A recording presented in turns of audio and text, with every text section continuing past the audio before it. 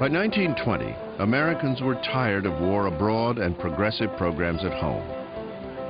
The high-minded rhetoric of Woodrow Wilson had lost its appeal. The country was in a conservative mood. Number 29, Warren G. Harding, Republican, 1921 to 1923, 55 years old, from Ohio. Warren Harding is the only president to be elected on his birthday. In his successful campaign, he touted a return to normalcy. We're not going to do anything big and ambitious. We're going to create a period in which things are quiet and calm. A former newspaperman, Harding was the 7th president born in the state of Ohio. No one ever accused him of being a cold fish. He was an extrovert, a gambler, a drinker, and allegedly a womanizer. He also played the sousaphone. He liked to be around people, liked to glad hand, liked to slap people in the back. That's actually a rather valuable political skill. Harding has been portrayed as someone who wasn't fit to be president, that he lacked intellect and ambition. People will say that he didn't want to be president or that he didn't have the self-confidence to do it. He did want to be president. He was a savvy man in his politics, and he did have a very strong sense for what he wanted to accomplish. Harding wasn't the type of president who thought he had all the answers. Mr. Harding said that he was inviting the best minds into the cabinet. In a very real sense, this was the case. His Secretary of State was Charles Evans Hughes, who was a distinguished man. His Secretary of Commerce was Herbert Hoover. This was a good cabinet. Harding's most important achievement was the Budget and Accounting Act of 1921. Passed at Harding's urging, it gave the executive branch greater control over federal spending, and for the first time in history required the president to submit an annual budget to Congress.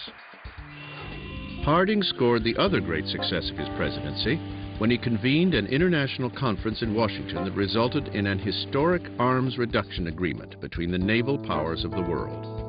The Washington Naval Conference was the only serious arms limitation arrangement that was made in the 20s and 30s. That was Mr. Harding. In the summer of 1923, Harding took a train trip west, becoming the first sitting president to visit Alaska. But his health was failing. On July 29th, he arrived at the Palace Hotel in San Francisco and checked into the presidential suite to recuperate. 4 days later, with his wife Florence at his bedside, the president suffered a heart attack. Florence pleaded with the doctors to save him, but it was too late. Harding was dead. Those people who have any image of Harding at all remember him as a kind of joke, and certainly as a failure. It would be hard for such people to understand the enormity of the response to Harding's death. It would be a short-lived period of grief and reverence. Less than a year after his death, several scandals came to light that forever shattered Harding's image. The most significant scandal involved Harding's Secretary of the Interior, Albert Fall.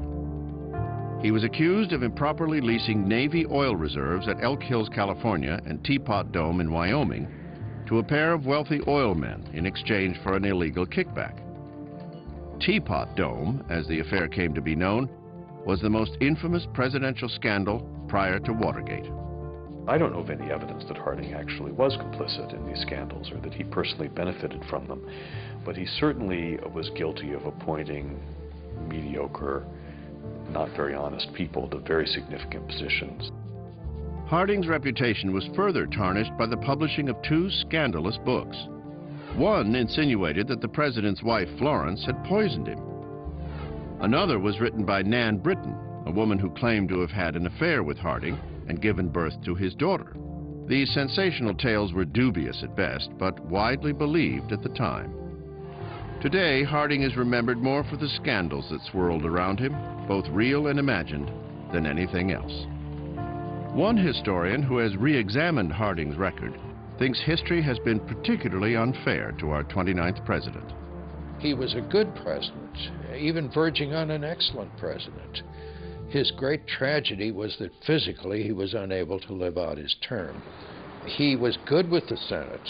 He was good on foreign affairs. He was good with the budget. And I asked, what more do you wish?